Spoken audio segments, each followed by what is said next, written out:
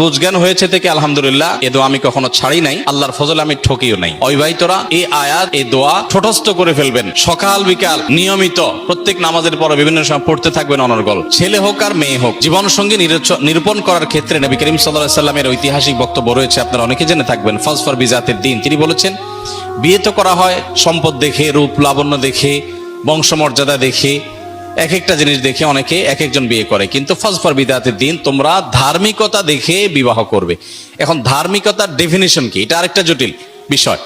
কারণ আমরা দেখি আজকাল অনেকেই আছেন যে দাড়ি আছে, টুপি আছে, মাশাআল্লাহ পাঞ্জাবি আছে, আবার মাদ্রাসাটা ব্যাকগ্রাউন্ডের, ধার্মিক মনে করে কোনো মেয়ে তার সাথে বিবাহ বন্ধনে আবদ্ধ হয়েছেন, সাংসারিক জীবন দেখা গেল মাশাআল্লাহ,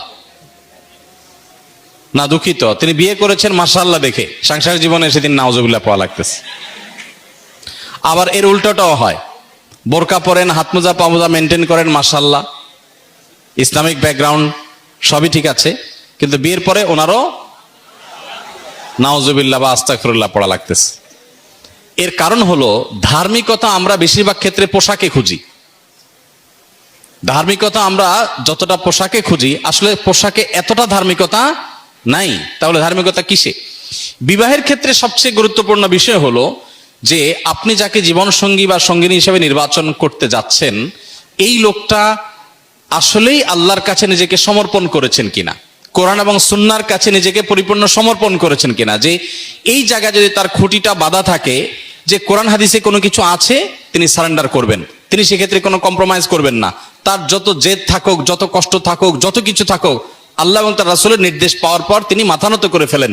এই জায়গাটা যদি কারোর মধ্যে থাকে, তাহলে এই লোকটাকে আপনি দিনদার হিসাবে তার সাথে বিবাহ শাদী, ব্যবসা বাণিজ্য বা যে কোনো চুক্তি বা যে কোনো বিষয় আপনি অগ্রসর হতে পারেন। কারণ আসল দিনদারিতা হলো ভেতরের আনুগত্যের মানসিকতা।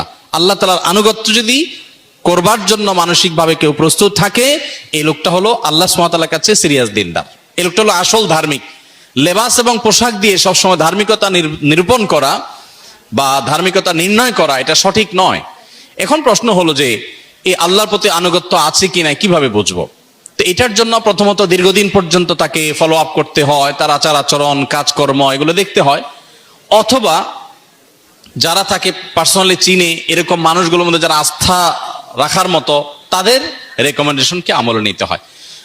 আর সবচেয়ে বড় কথা হলো যে জীবনসঙ্গী নির্বাচনের ক্ষেত্রে আসলে নিজেদের বুদ্ধি দিয়ে, বিবেক দিয়ে সবসময় উপযুক্ত মানুষ খুঁজে পাওয়া সম্ভবপর হয় না। এই জন্যই সূরা ফুরকান আয়াত নম্বর ৭৪, রব্বানা হাব লানা মিন আজওয়াজিনা ওয়া যুররিয়াতিনা কুররাতা আয়ুন ওয়াজআলনা লিল মুত্তাকিনা ইমামা। অবিবাহিতরা এই আয়াত, এই দোয়া ঠোঁটস্থ করে ফেলবেন, সকাল বিকাল নিয়মিত প্রত্যেক নামাজের পরে বিভিন্ন সময় পড়তে থাকবেন অনর্গল। আমার বুঝজ্ঞান হয়েছে থেকে আলহামদুলিল্লাহ, এ দোয়া আমি কখনো ছাড়ি নাই, আল্লাহর ফজলে আমি ঠকিও নাই।